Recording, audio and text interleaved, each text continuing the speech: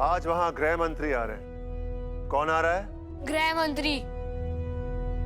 वहां कोई जंगलीपन नहीं करेगा। अगर गृह मंत्री को जंगली जानवर देखने होते तो वो कहां जाते? चिड़ियाघर। गुड। हाँ, वहां कोई तमाशा मत करना, समझ गई?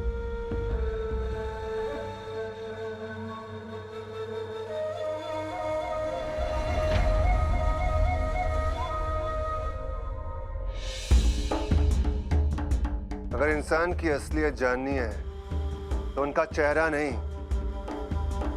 उनके जूते देखने चाहिए। यह है तुम्हारी असलियत। आमेर कोर्ट का युवराज और ऐसे जूते।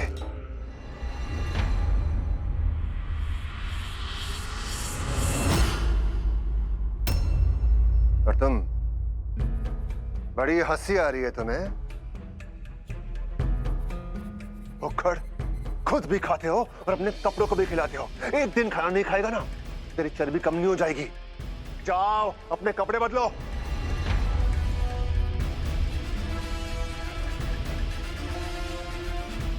और तुम यहां से सिर्फ इनाम लेके जाना, अपने तेवर महल में छोड़कर जाना, समझ गई?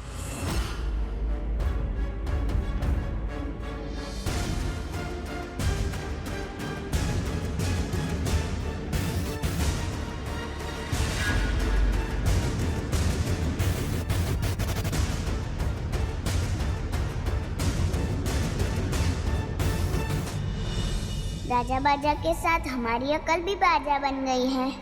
हम भूल गए थे कि आज दादू को इनाम मिलने वाला है। अब हम वहाँ जाए या वहाँ जाए चुड़ैल जी की बैंड बजाने। हमें सबसे वादा किया है कि हमें उन्हें उनका अधिकार दिलवाएंगे, पर कैसे?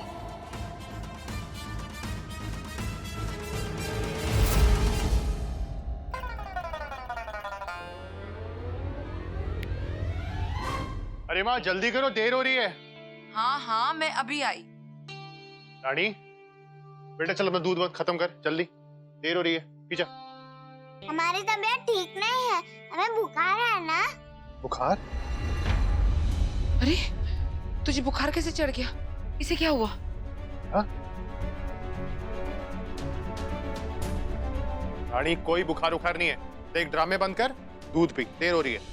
शुगर समझ में नहीं आएगा, अब थर्मामीटर लेके आ। मेरी माँ थर्मामीटर नहीं होता, थर्मामीटर होता है। हाँ हाँ वही। तबीयत ठीक नहीं है वरना हम जरूर जाते। अच्छा जा थर्मामीटर लेके आ। माँ आप भी कहाँ इसकी बातों में आ रहे हो? अरे कुछ जा ना, चलो दूध पियो तब तक। पहले थर्मामीटर का आने दो। ये मेरी माँ कितना बोलती है। लाखन जल्दी आ। हाँ माँ आ गया। देख इसे कितना बुखार है।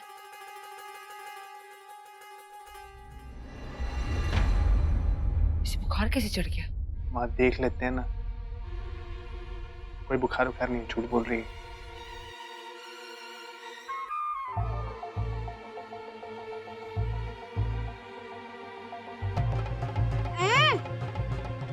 ले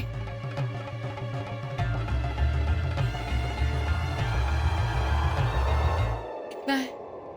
माँ 100। इसे तो सच में बुखार है। तो इतना प्यारा बच्चा झूठ बोलेगा?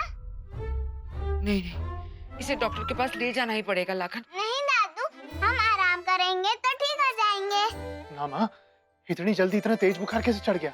हम कद में छोटे हैं ना, तो बुखार जल्दी चढ़ जाता है। रानी नहीं तू चल डॉक्टर के पास। नहीं दादू, हम सच्ची बोल रहे हैं। हम आराम करेंगे तो जल्दी ठीक हो जाएंगे। आप जाओ। मैं चली जाऊं तुझे छोड़ के? कभी नहीं, मैं तुझे छोड़कर नहीं जा सकती। दादू आप जाओ, वरना आपका इनाम किसी और को दे देंगे। हाँ रानी सही कह रही है, आप जाओ, मैं रुक जाता हूँ इसके पास।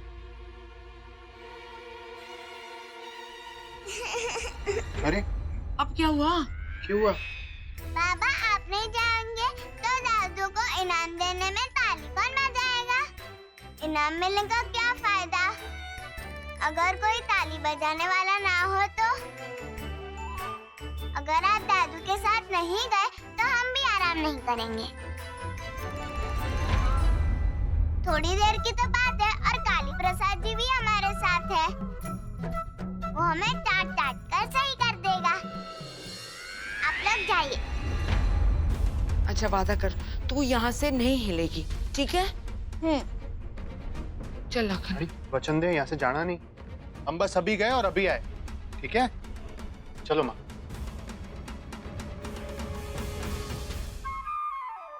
अरे बाप की हरी सुपारी सीता जी ने कसम उतारी। हमें बहुत देर हो गई है। राजा बाजा हमारा इंतजार कर रहा होगा।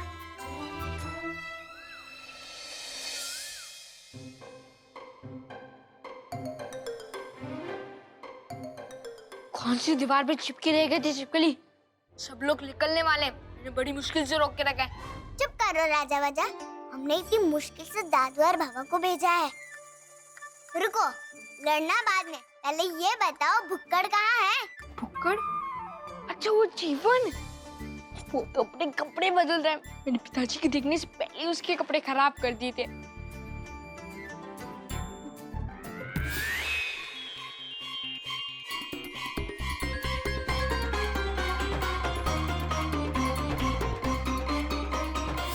भुक्कड़ खाता इतना है, उसे लगा कि उसी ने ही कुछ गिराया होगा, लेकिन उसे पता ही नहीं चला कि ये सब तो मैंने किया है। तुमने वो कागज तैयार तो कर लिया है ना? हाँ, कल रात ही मुनीम जी के जाने के बाद ही ना स्टडी रूम में गया था।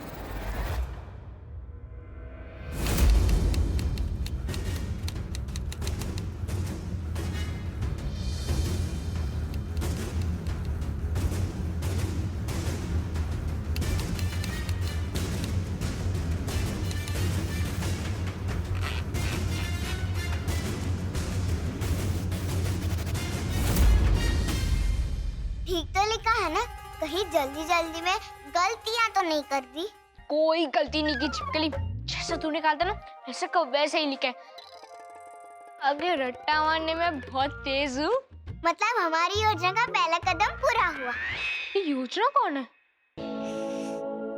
तुम बुद्धू हो।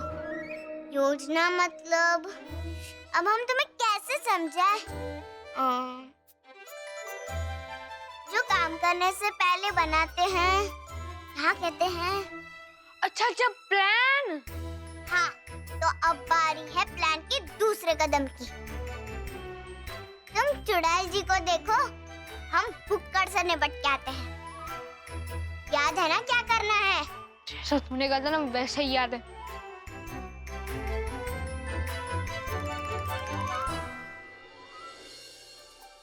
छिपकली, मैं ना अच्छा बच्चा था, ऐसा लेकिन शैतान बन चुका हूँ। शैतान बनने में भी बड़ा अच्छा लगता है। बुद्धू।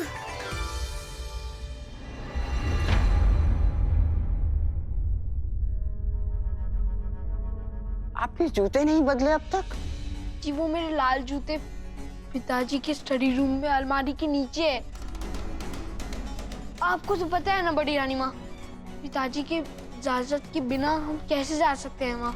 ओफो, हम आपको इजाजत देते हैं, जाइए और अलमारी के नीचे से जहाँ जो भी आपको लेना है लेकर जल्दी से आइए। हम गाड़ी के पास आपका इंतजार कर रहे हैं। बड़ी रानी माँ बहुत अच्छी है आप।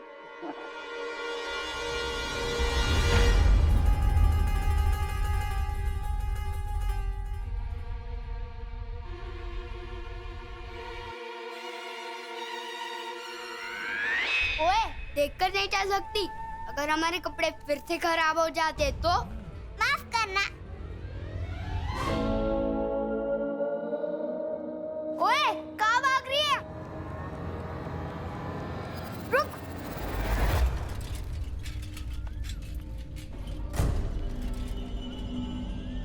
अब तक नहीं आई प्रिया, इतनी देर हो गई। माँ आप रुकिए, मैं उसको रख कर आता हूँ।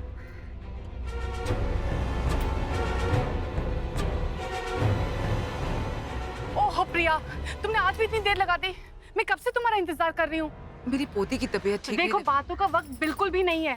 मंत्री जी के आने से पहले एक बार मंच पर चलकर पुरस्कार का अभ्यास कर लेते हैं। और हाँ देखो, मंच पर कोई भी गड़बड़ नहीं होनी चाहिए। देखो प्रिया, जब तक मंच पर मंत्री जी और अन्य मेहमानों का स्वागत होगा तुम वहाँ नीचे रहोगी मंच पर, ठीक है? और हाँ, रेखा और प्रेमा, तुम्हारा दूसरा और तीसरा इनाम है, ठीक है? तो तुम भी प्रिया के पीछे ही रहना, ठीक है ना? और मैं जैसा कहती हूँ वैसे ही करना। चलो एक बार हम रिहर्सल कर लेते हैं। चलो चलो आइए जल्दी आओ, वक्त नहीं है हमारे पास। चलो चलो अंदर जाओ, अंदर जाओ। देखो जब मैं नाम पुकारूं तुम्हारा तभी आना, ठीक है ना?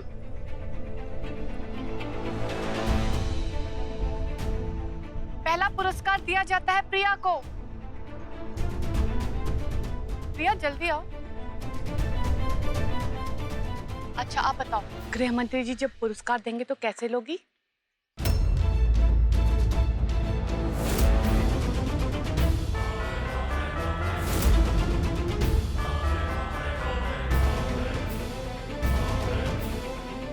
धन्यवाद।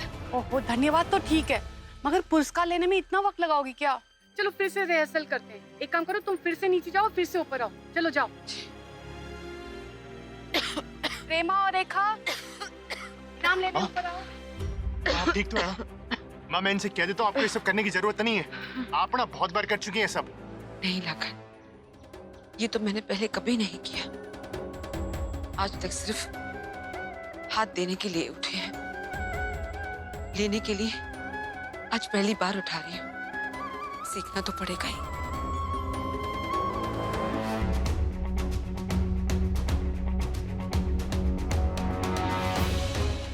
राजा बाजा भुक्कड़ आ रहा है।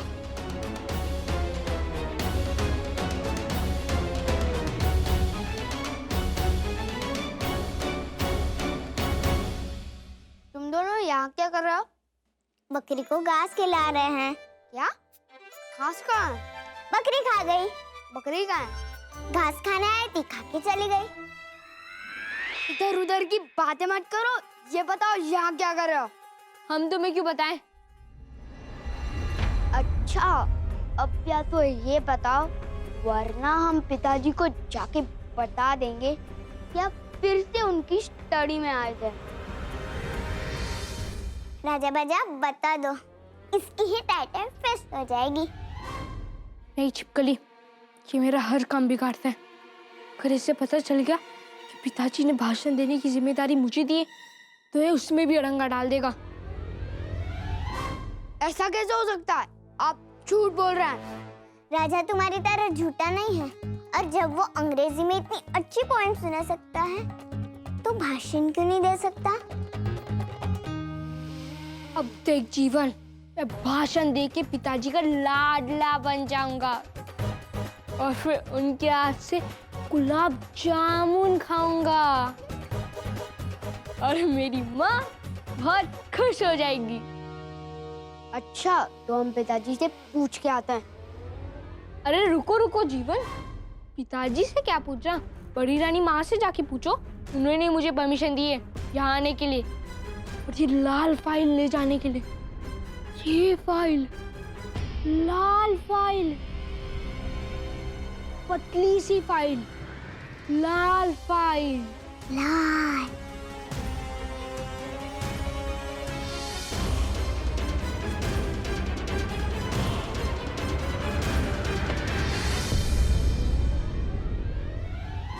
बड़ी रानी माँ, आपने राजा भैया को परमिशन दी थी ना कि वो पिताजी की स्टडी में घुस के वो अलमारी से लाल। हाँ हाँ, हमने ही उससे कहा था। और तू उसकी फिक्र मत कर, अपनी सोच। देर हो गई ना तो तेरे पिताजी तुझे समोसे में डालकर तल देंगे। हाँ। चल, और देर हो रही है, आजा। अगर इतने बड़े जलसे में हमारी जगह राजा भैया ने स्पीच पढ़ी तो माता उन्हें चूटी काट काट के खूंटी पे ही लटका देंगी। नहीं, वैसा नहीं होने देंगे।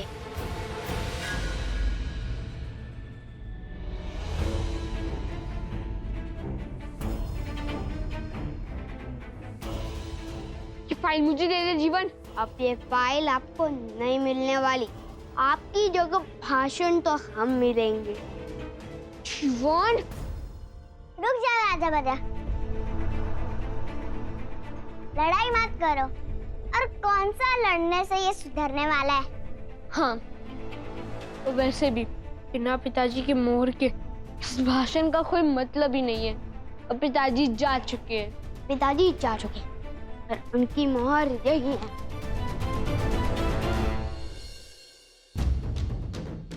अब राक्षस जी भुक्कड़ को ऐसा गुलाब जामुन खिलाएंगे कि वो याद रखेगा।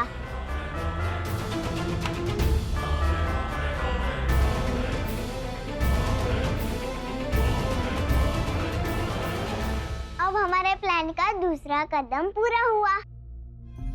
माँ बेटी, माँ अपनी दवाई ली? मैं जल्दी जल्दी में लेना ही भूल गई।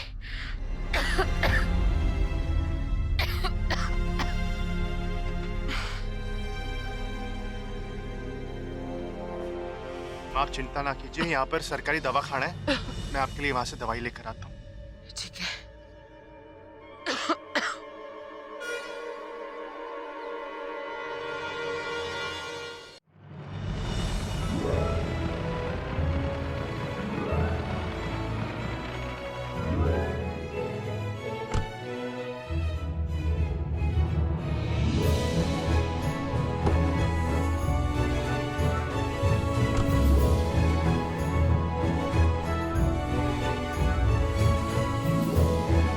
प्रणाम महाराज।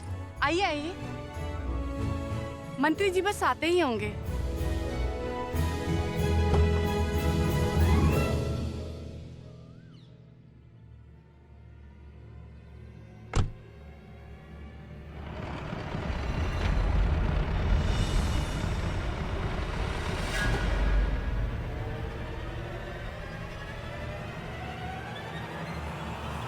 मंत्री जी आ गए।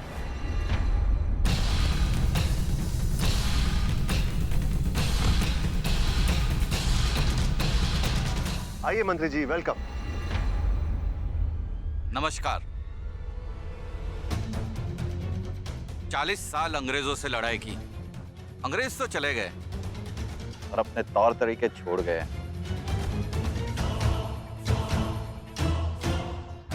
तौर तरीकों और लिबास पर न जाएं माननीय मंत्री जी। महाराज काल का दिल तो पूरी तरह हिंदुस्तानी है। आजादी की लड़ाई के बहुत बड़े सिपाही हैं ये। बड़ा खून बहाया है इन्होंने। आइए।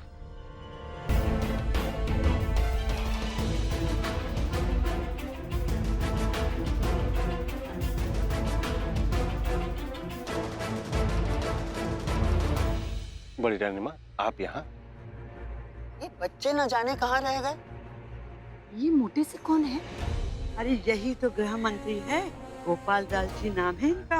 और सुना है गांधी जी के साथ भी ये भूख हड़ताल में बैठ चुके हैं। और महाराज काल तो यही है ना, वो लंबे वाले? तूने पहचाना नहीं इनको?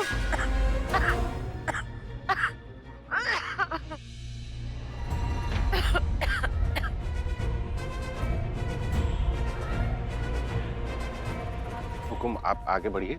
जैसे ही बच्चे आएंगे मैं उनको लेता आऊंगा।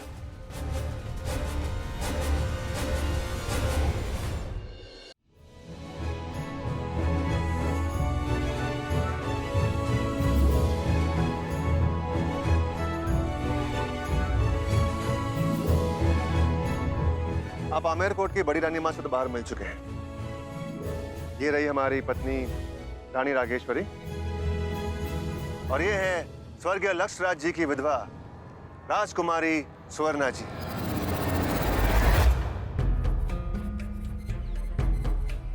हम आमेर कोट में विधवाओं को उनकी सही जगह दिखाना चाहते हैं, उन्हें सम्मान देना चाहते हैं। इसलिए आज ये कार्य हम अपने घर से शुरू कर रहे हैं। आज प्रथम पुरस्कार ये अपने हाथों से देंगी।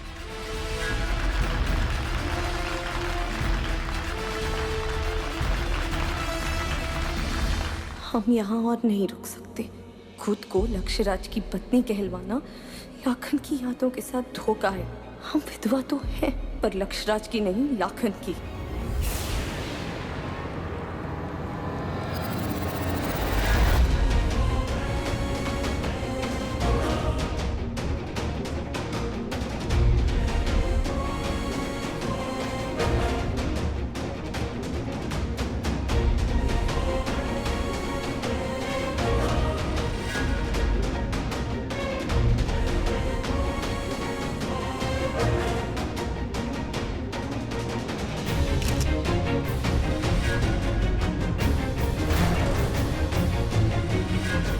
अरे रुको। प्रणाम जी। तुम यहाँ क्या कर रही हो? तुम्हें इनाम मिलने वाला है, तुम स्टेज के पीछे जाओ। जाओ जल्दी करो। जी जाओ। आप आइए। इस छोटे से नारी निकेतन के छोटे से कार्यक्रम में आके आपने जो हमें मान सम्मान दिया है, उसके लिए हम आपका तहे दिल से शुक्रिया अदा करते हैं। सबसे पहले हम स्वागत करते हैं हमारे माननीय मंत्री जी का।